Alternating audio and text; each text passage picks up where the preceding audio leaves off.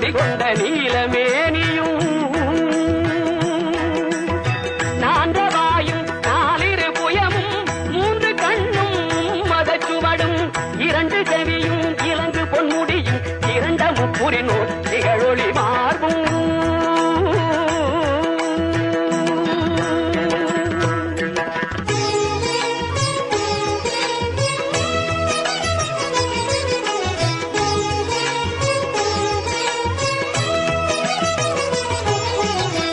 பதம் கடந்த துரிய மெய்ஞான அற்புதம் நிறைந்த கற்பக களிரே